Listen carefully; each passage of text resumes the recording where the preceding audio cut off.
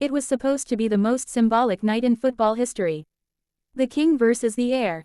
The 2026 Finalissima. But on March 14, 2026, the dream died. While fans were already booking flights to Qatar and Madrid, a single document from the Argentinian FA ended the negotiations. Why did the AFA reject a two-legged final? Today, we go inside the geopolitical nightmare that robbed the world of the ultimate passing of the torch. For 38 days, UEFA and CONMEBOL sat in a deadlock. The proposal was revolutionary. Leg 1 at the newly renovated Santiago Bernabéu, Leg 2 at the Monumental in Buenos Aires. But the trust gap between the two continents has never been wider. Argentina cited security concerns and scheduling conflicts, but insiders suggest a deeper truth: the fear of a 38-year-old Messi being physically overwhelmed by the intensity of a 18-year-old Yamal on a European stage. Outside Lusail Stadium, the reaction was pure heartbreak. This wasn't just a game, it was the closing of a chapter. By canceling the Finalissima, the authorities didn't just stop a match, they created a conspiracy that will haunt the 2026 World Cup build-up.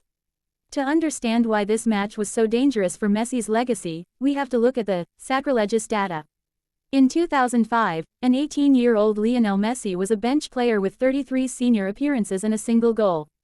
In 2026, Lamine Yamal is a veteran in a teenager's body, 127 senior appearances.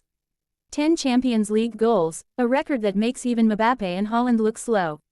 Yamal isn't just the next Messi. Statistically, he is 4 years ahead of where Messi was at the same age. The trust gap here is tactical. Messi's 2005 game was built on raw, chaotic dribbling, a pure street style. Yamal's 2026 game is a positional chameleon masterclass. He averages 72% central drift, acting as a secondary playmaker while maintaining 85% positional adaptability. He isn't just beating defenders, he's outthinking managers. Look at the minutes played: 2,100 for Messi versus 9,800 for Yamal. The wear and tear on Yamal is unprecedented, yet his output remains elite. If they had met in the Finalissima, we wouldn't have seen a fair fight. We would have seen a clash between a fading sun and a supernova. Why is the football world so angry about this comparison? In Barcelona, the old guard feels that comparing a teenager to the GOAT is blasphemy. But the data doesn't care about feelings. The social media war of 2026 has exposed a massive rift: Gen Z fans who value current efficiency versus the purists who value historical context.